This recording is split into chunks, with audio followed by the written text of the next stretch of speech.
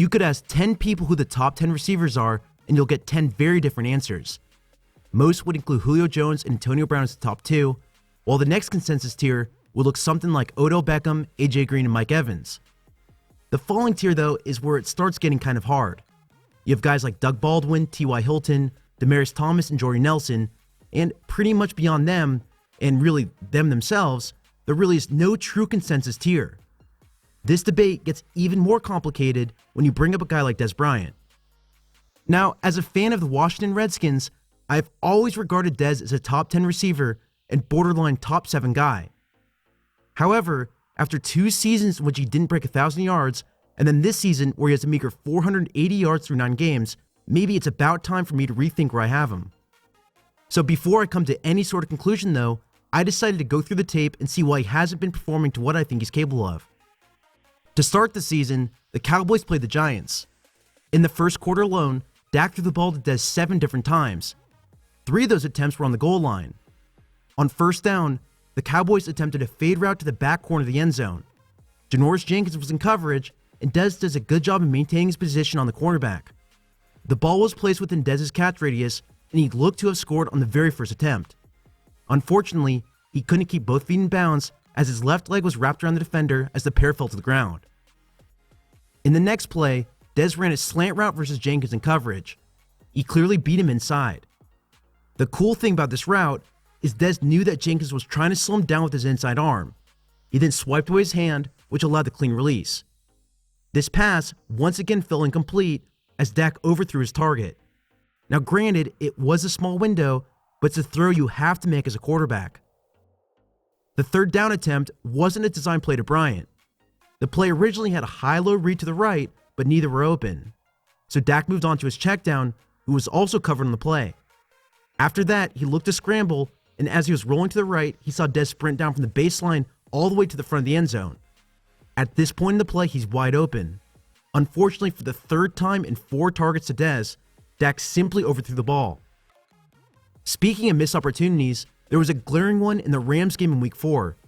Dez ran a double move seam route from a stacked look on the right side of the field. He took a hard step towards the center of the field, and he 100% flat-footed the safety. After bursting past him, he looked back over his shoulder to locate the ball. For some reason, and I would guess it was just a simple mistake by Prescott, the ball was placed over his right shoulder even though he had a clear path to the inside. If this ball was placed anywhere between 3 to 5 yards to the left, Dez easily could have tracked this ball down. He would have been able to box out the cornerback and physically beat him for the score. Unfortunately, Dez was forced to play defense and make sure the defender didn't intercept the ball. Just like in that Rams play and really through the first 5 weeks of the season, the connection between Dak and Dez was near its all-time low. For my tracking, the percentage of balls that were actually catchable was right around 50%. The past few weeks has definitely been better, but the overall quality of targets hasn't been there. Versus the Packers, Dez ran a fade route down the sideline. He was covered pretty well, but Dak launched the pass and put in a spot too far in front and out of bounds for him to make the catch. In this play, there was about 30 seconds left in the second quarter, while the Cowboys still had 2 timeouts left. Dak could have moved on and saw Cole Beasley breaking across the middle of the field. Now, I don't fault the deep pass attempt, but Beasley could have easily gained 20 or more yards and stopped the clock by running out of bounds. Instead, the placement of this ball was so off that it didn't allow Dez to make a chance at a contested catch. In general, their connection on these fade or go routes has been absolutely terrible all season. They have 14 attempts by my tracking, and they have completed a grand total of 3 of them. This play comes from the Washington Redskins game in Week 8. Dez is on the right and runs a fade to the back of the end zone. Josh Norman is in coverage, and he shields him to the sideline. The ball was thrown way out of bounds when if Dak simply moved on to his next read, he would have seen Terrence Williams breaking over the middle of the field. This, without a doubt, would have converted the third down and would have kept the Cowboys on the field. The last example of their poor connection on fade routes that I have to show happened in the Chiefs game a week later. When Dak threw this pass, he has to read the coverage of the cornerback. He has to see that Kenneth Acker did not get beat and that he is covering perfectly over the top. He, just like Josh Norman in the previous play, used his sideline as another defender and boxed Dez out of this play.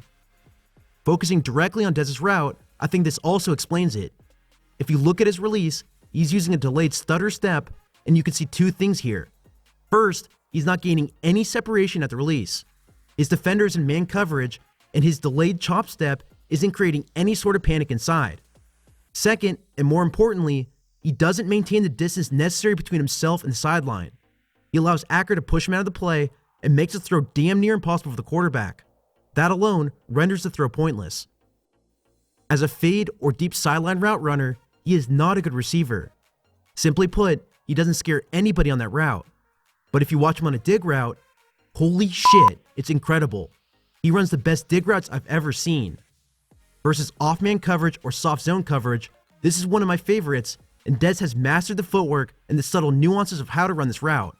He understands how to quickly transfer from his pressure to his perpendicular step, and he understands how to smoothly accelerate out of his breaks. Versus the Chiefs, he lines up in a stacked look on the right side of the field. He runs a dig route, crisply finding the space underneath the two deep coverage. He uses his body to box out the cornerback, and then he breaks in just 3 steps over the middle of the field. This is a thing of beauty.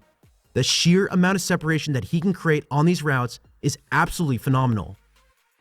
This route was also seen later in the same game. In this play, the Cowboys ran a 2-man vertical concept. The deep over route held the safety just long enough to open the window.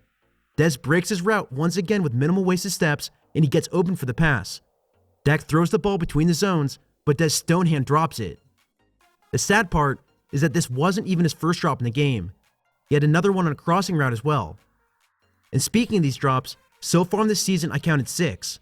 Ironically, for how good his dig route is, 3 of his drops came on this route. Further, if you look at the season as a whole, he's had 6 drops on 48 catchable balls. This grades out to a drop rate of 12%. This is just awful, and it's in the bottom 5 in the entire NFL. Some other things I noticed on tape was the level of general miscommunication between Dak and Dez. It may seem like a simple observation, but even on busted plays they had errors. In this play, Dez ran one of my favorite dig routes and got open as Dak started to scramble. Dez sat down between the 2 defenders, which should have given his quarterback the window for this throw. Instead of passing the ball, Dak tried to confuse his secondary by pointing to his left, and this didn't work, which allowed the cornerback to come underneath the receiver and break up the pass. Moving on, the last point I'm going to make in this video is that while I showed a few missed opportunities, I didn't think he had that many during the season. Generally, when he wasn't the target of the play, he struggled to create separation, especially against man coverage. In Week 1 versus Janoris Jenkins, this was definitely the case. Jenkins did a fantastic job all game, limiting Dez to just 2 catches for 43 yards. He was great in coverage and barely allowed any separation. This trait carried itself throughout the season, and it was especially the case on the large number of deep sideline routes that the Cowboys sent him on. As we discussed earlier, I don't think he can separate that well on these routes, and it made it really hard for Dak to give him meaningful looks. Now, the question we have to ask is, do we think he's still a top 10 receiver? In my opinion, I can't put him in my top 10 anymore. Now, I don't think he's bad or anything like that, but I just think there is so much talent out there that we have to consider. So, without further ado, here's my top receivers list looking at all the players in the NFL. Based on this list, I can personally guarantee you that people are probably going to be pissed. To aid those people, I have highlighted arguably the number 1 culprit who's going to do that. Adam Thielen, in my opinion, is a top 10 receiver, and he is actually the topic in my next film breakdown. I'm going to tell you right now that he is such a good route runner, and he definitely deserves more recognition. Going back to Dez, while I moved him out of my top 10, I still think he's a very good receiver. He needs to be given more chances, especially on those contested 50-50 balls that Dak is currently overthrowing. In addition, I think the Cowboys need to change his role in the offense. He has looked really good at a bunch sets where he can find the soft spots between zone coverage. Also, if they line him up as a slot receiver, he will also have value in running different routes other than the fade go routes down the sideline. These changes alone, in my opinion, should help increase his value on the field.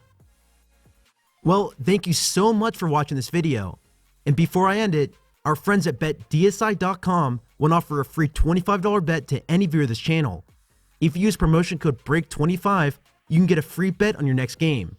For this week, I'll be using my free $25 on the Eagles over the Cowboys. The Eagles are currently a 4-point favorite, and I think that's too low as of right now. Their offense with Wentz and now Jay Ajayi should be putting up points like crazy during this game. Again, this bet is completely risk-free as long as you use promotion code BREAK25 when you sign up. Well, that's it for this one. If you enjoyed this breakdown, go ahead and click the link to my Patreon account. Any amount you donate is greatly appreciated, and this video was actually sponsored by somebody through that account. If you want your topic explored, go ahead and click the link and follow the instructions on the screen. Thank you again for watching, and as always, you can follow me on Twitter at Samuel R. Gold.